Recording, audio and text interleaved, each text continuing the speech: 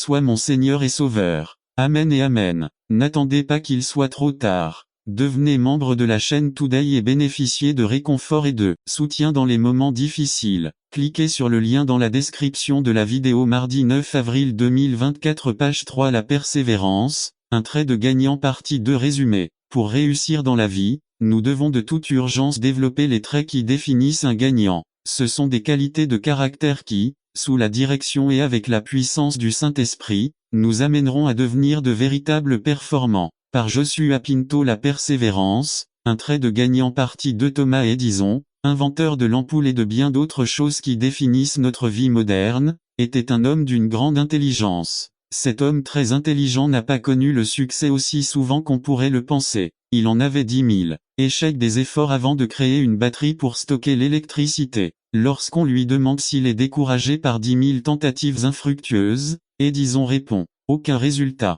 Au contraire, je connais désormais 10 000 choses qui ne fonctionnent pas. » Edison démontre la valeur de la persévérance. Le secret de ses grandes inventions n'était pas sa grande intelligence, mais plutôt la persévérance qui l'a amené à continuer à lutter jusqu'à atteindre son objectif. Pour réussir dans la vie, nous devons développer les traits qui définissent un gagnant. Ce sont des qualités de caractère qui, sous la direction et avec la puissance du Saint-Esprit, nous amèneront à devenir de véritables performants. Aujourd'hui, nous nous concentrons sur la qualité de la persévérance. Marc 13:13 Et vous serez haïs de tout à cause de mon nom, mais celui qui persévérera jusqu'à la fin sera sauvé. RVR 1960. La persévérance est quelque chose que le monde valorise peu. La culture d'aujourd'hui, axée sur la satisfaction immédiate, ne laisse aucune place à la persévérance. Cependant, la Bible nous enseigne que la persévérance est la clé du succès. Celui qui est rapidement désillusionné ou découragé n'ira pas bien loin.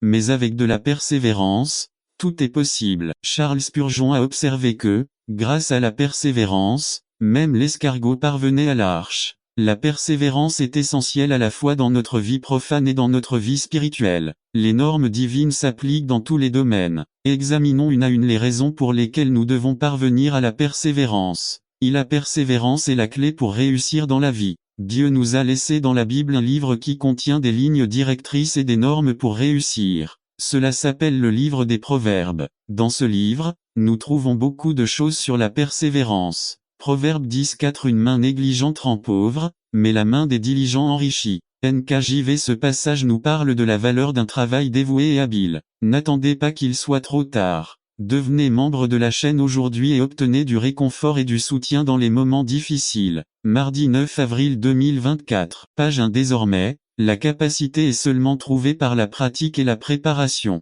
Il faut persévérer pour atteindre la capacité. La personne qui s'efforce de développer pleinement les capacités que Dieu lui a données trouvera la prospérité. Pour atteindre le développement maximum de nos capacités, nous devons persévérer, rêver d'atteindre la richesse rapidement et sans effort, en pensant que de cette façon nous serons heureux. Cependant, Dieu nous montre le danger de penser ainsi dans un autre passage de Proverbe 20:21 Les biens acquis rapidement au début ne seront pas bénis à la fin. NKJV. À l'époque de l'Ancien Testament, le moyen le plus simple de devenir soudainement riche était de faire un héritage. Peut-être que beaucoup de jeunes rêvaient de la mort d'un parent riche, tout comme beaucoup rêvent aujourd'hui de gagner à la loterie. Les richesses facilement obtenues ne mènent pas au bonheur. Au lieu de rêver de richesses faciles, nous devrions nous efforcer de développer au maximum, avec patience et persévérance, les capacités que Dieu nous a données. Il faut prendre le timbre-poste comme exemple. C'est petit et simple, mais il s'en tient à une seule chose jusqu'à ce qu'il atteigne sa destination. Tout comme elle, nous réussirons si nous restons concentrés sur l'objectif. La persévérance est la clé de la réussite spirituelle. Hébreux 10:36-38-36 Il vous faut persévérer afin qu'après avoir accompli la volonté de Dieu,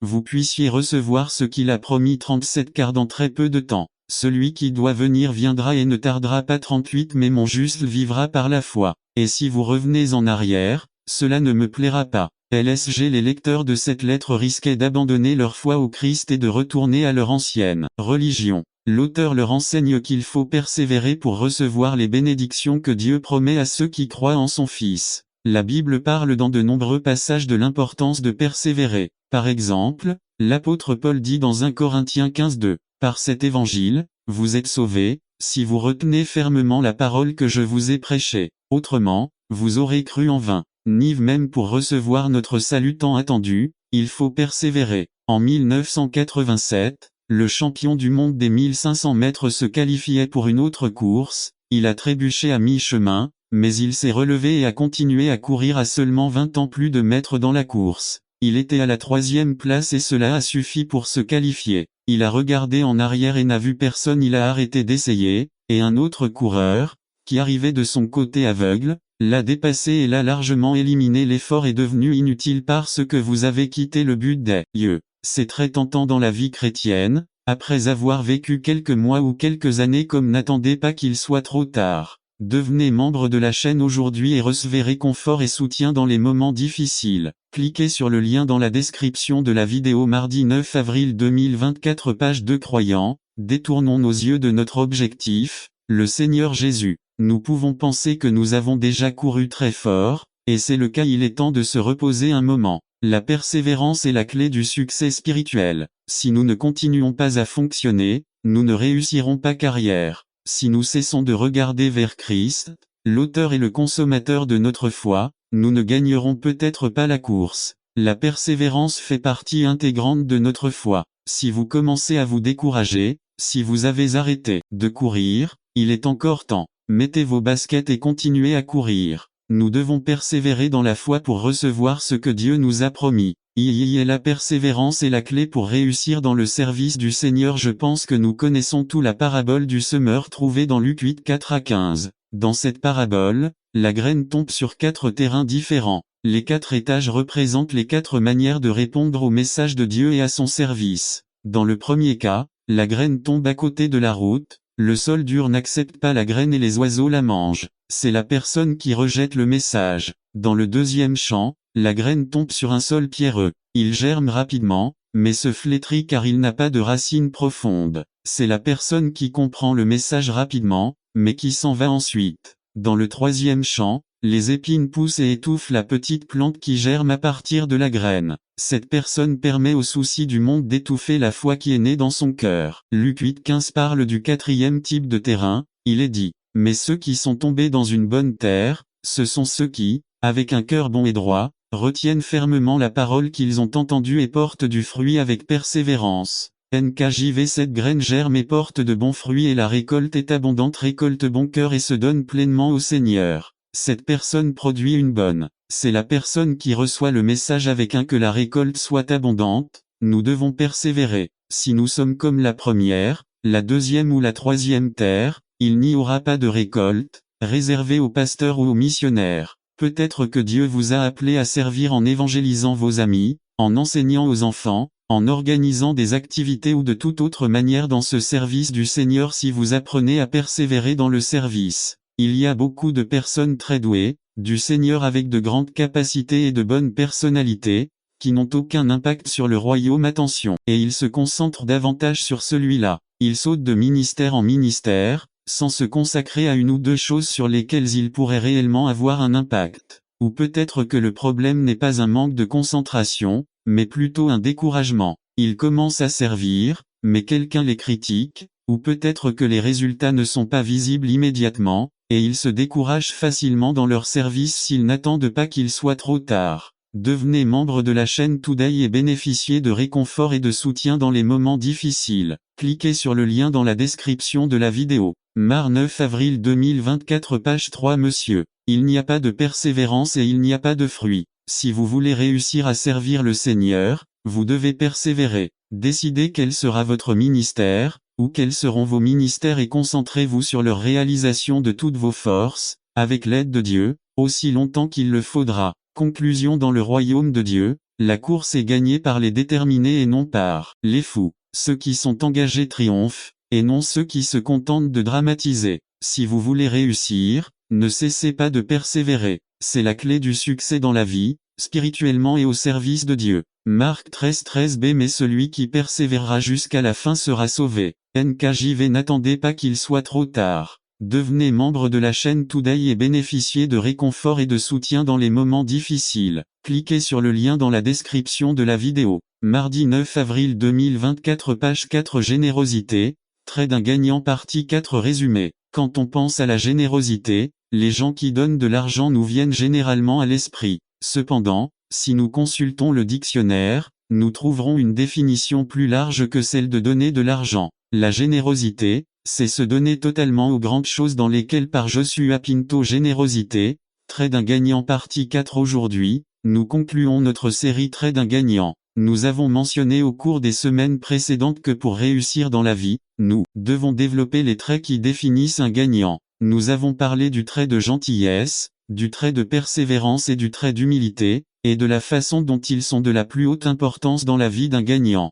Nous avons dit que ces traits sont des qualités de caractère qui, sous la direction et avec la puissance du Saint-Esprit, nous conduiront à être de vrais gagnants. Aujourd'hui, nous parlerons de la qualité de la générosité en tant que trait de caractère de la personne qui réussit vraiment dans la vie. John C. Maxwell a dit, « Donner est le plus haut niveau de vie ». Lorsque nous pensons à la générosité, nous pensons généralement aux personnes qui donnent de l'argent. Cependant, si nous consultons le dictionnaire, nous trouverons une définition plus large que donner de l'argent. La générosité, c'est se donner entièrement à de grandes choses qui demandent du courage et des efforts. Exode 35, 20 à 29. Alors toute la congrégation des enfants d'Israël quitta Moïse 21 et tous ceux dont le cœur et l'esprit étaient émus vinrent rapporter l'offrande à l'Éternel pour l'ouvrage de la tente d'assignation, pour tout son service et pour les vêtements sacrés. 22. Tous ceux qui avaient un cœur généreux, hommes et femmes, vinrent et apportèrent des broches, des boucles d'oreilles, des bagues et des bracelets,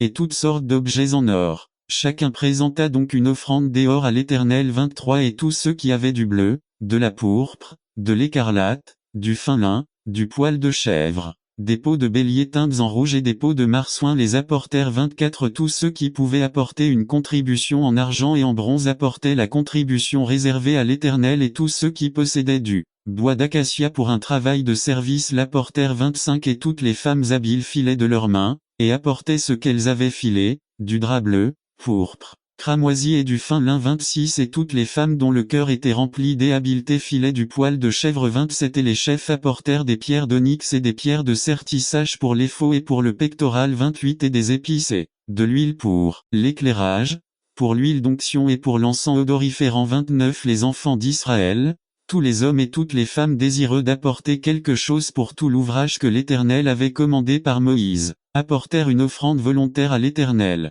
NASB. Moïse avait déjà reçu la loi de Dieu sur le mont Sinaï, et au début du chapitre 35, Dieu parle au peuple par l'intermédiaire de Moïse au sujet de la construction et des matériaux du lieu où le vrai Dieu serait adoré. Le Seigneur avait été précis dans ses exigences et le peuple avait entendu son invitation à faire sa volonté. N'attendez pas qu'il soit trop tard. Devenez membre de la chaîne Today et bénéficiez de réconfort et de soutien dans les moments difficiles. Cliquez sur le lien dans la description de la vidéo. Mardi 9 avril 2024, page 1. Ce passage nous parle de certains aspects importants de la générosité et de la manière dont nous pouvons développer ce trait pour pouvoir mener une vie de victoire. La générosité est incitée par le Saint-Esprit. Exode 35, 20 à 21. 20. Alors toute l'assemblée des enfants d'Israël quitta la présence de Moïse. 21. Et tous ceux dont le cœur et l'esprit étaient émus vinrent rapporter l'offrande à l'Éternel pour l'ouvrage de la tente d'assignation, pour tout son service et pour les vêtements sacrés. La parole de Dieu nous dit au verset 20 que toute la congrégation qui composait le peuple d'Israël a entendu le message du Seigneur. Mais cependant, dans le verset suivant, il est dit que ceux qui venaient apporter une offrande étaient ceux qui étaient poussés par le Saint-Esprit. Le Saint-Esprit a poussé une partie du peuple à répondre à Dieu, mais il dit aussi que cette décision de donner à Dieu était un acte volontaire, jamais forcé ni manipulé. Lorsque les gens sont sensibles à la voix de Dieu, ils savent exactement ce qu'ils doivent faire, car il n'y a aucune confusion dans leur décision de se donner à Dieu dans tous les aspects de la vie. Une autre chose importante est que Dieu ne nous forcera jamais à faire quelque chose que nous ne voulons pas, mais il y a ici un élément précieux et c'est la gratitude. Ils l'ont fait parce qu'ils avaient été libérés sains et saufs de l'esclavage en Égypte. Il est important de noter que je ne dis pas que l'Esprit de Dieu est sélectif, mais que pour avoir été ému et obéi, c'était dû à la sensibilité et à la gratitude du cœur de chaque Israélite. Ainsi, la générosité, c'est donner ou donner selon le cas lorsque nous sommes sensibles aux choses de Dieu et cela vient d'une relation correcte avec le Saint-Esprit. De plus, on est plus généreux envers l'œuvre de Dieu lorsque donner est un acte de volonté, animé par la gratitude pour les choses faites par Dieu dans nos vies. Vous êtes généreux lorsque vous êtes heureux et satisfait de ce que vous avez. Rockefeller l'a reconnu lorsqu'il a déclaré « J'ai gagné des millions, mais cela ne m'a pas apporté le bonheur. » Si vous n'êtes pas généreuse avec Dieu et son œuvre, c'est parce que vous n'êtes pas satisfait de ce que vous avez et qu'il n'y a aucune gratitude en vous votre cœur. Et il est également possible que vous ne soyez pas sensible à la voix de son Saint-Esprit. N'oubliez pas que la générosité est motivée par le Saint-Esprit. Soyez sensible à sa voix. La générosité se produit chez ceux qui sont courageux et forts. Exode 35 29 Les enfants d'Israël, tous les hommes et toutes les femmes dont le cœur les incitait à apporter quelque chose pour tout l'ouvrage que l'Éternel avait commandé par Moïse de faire, ils apportèrent une offrande volontaire à l'Éternel. Nous lisons que seule une partie du peuple a répondu à l'invitation à être généreuse dans l'œuvre de Dieu. Notons également que la définition de la générosité indique qu'il existe deux éléments importants pour que la générosité se produise: le courage et l'effort. Avant d'expliquer ces deux concepts, nous devons souligner qu'être généreux ne consiste pas seulement à donner. N'attendez pas qu'il soit trop tard. Devenez membre de la chaîne Today et bénéficiez de réconfort et de soutien dans les moments difficiles. Cliquez sur le lien dans la description de la vidéo. Mardi 9 avril 2024, page 2. L'argent, même si c'est un aspect important, c'est se donner complètement force, énergie, talent, cadeaux, biens, ressources, etc. À courage. C'était nécessaire pour faire quelque chose que d'autres ont fait ne pas faire. C'était sortir du confort de la majorité et s'impliquer dans une affaire importante et transcendante, construire le tabernacle de rencontre pour Dieu, et cela impliquait de manquer de certaines choses, de temps, etc. pour atteindre l'objectif. Le courage commence dans une bataille intérieure, a déclaré un psychologue. Toutes les batailles importantes se livrent en soi-même. Être courageux n'est pas l'absence de peur, c'est faire ce que l'on a peur de faire. Lorsque vous êtes courageux, votre vie s'agrandit également. John Henry Newman a dit « N'ayez pas peur que votre vie ait une fin, mais qu'elle n'ait jamais de commencement. » Il faut du courage pour s'impliquer dans les choses du Seigneur et ainsi faire preuve de générosité en se donnant à son service. Effort. Peut-être que les gens avaient déjà ce qu'ils avaient donné pour la construction du tabernacle et ont dû faire un effort pour aller de l'avant avec ce qu'ils ont donné au service de Dieu. De plus, l'effort s'observe lorsque vous utilisez plus que ce dont vous avez besoin pour atteindre l'objectif ou faire la volonté de Dieu. La générosité est un lac qui est lié à l'effort, car il faut mener la bataille du détachement, l'effort de vivre sans ce qui est donné et de chercher à donner ou à donner plus pour faire la volonté de Dieu. N'oubliez pas que la générosité se manifeste chez ceux qui sont courageux et travailleurs.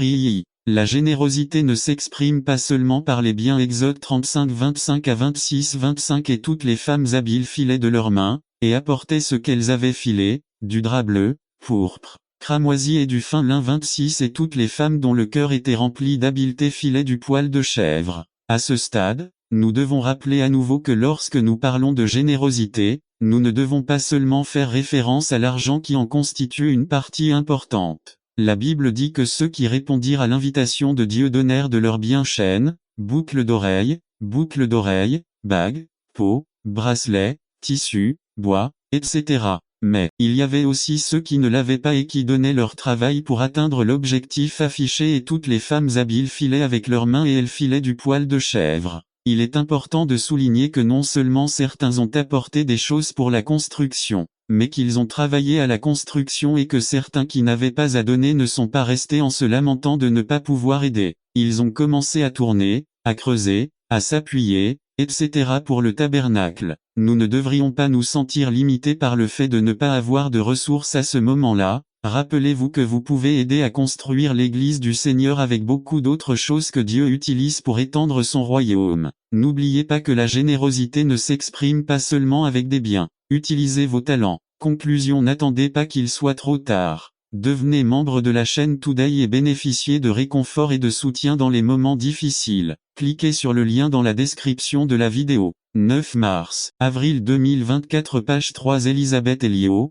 est un exemple de générosité. Son mari a été assassiné avec d'autres missionnaires par la tribu Auca, en Équateur. Lorsqu'elle a appris cela, elle n'est pas retournée aux États-Unis pour vivre confortablement loin d'où elle pourrait exprimer sa générosité envers ces sauvages. 2 ans après la mort de son mari, Elisabeth et d'autres missionnaires réussirent à prendre contact avec les Auca et purent travailler parmi eux. Elisabeth part alors vivre parmi eux, en compagnie de sa jeune fille Valérie. Allait-elle se venger? Non. Elle allait travailler avec eux et les servir pendant 2 ans, travaillant avec beaucoup d'entre eux, dont 2 des 7 hommes qui avaient tué son mari, acceptant avec joie le message d'amour que Dieu leur avait envoyé avec elle. Dieu veut construire une église merveilleuse et chacun de nous doit être généreux avec lui, avec notre argent, avec notre temps, avec nos capacités, nos talents, nos dons et nos énergies. Et ne soyez pas comme ceux qui ont écouté Dieu et n'ont pas abandonné ce qu'ils ont fait pour faire ce qu'ils voulaient, manquant ainsi d'être richement bénis et d'avoir une vie qui ait un but. Une vie victorieuse porte le trait de la générosité,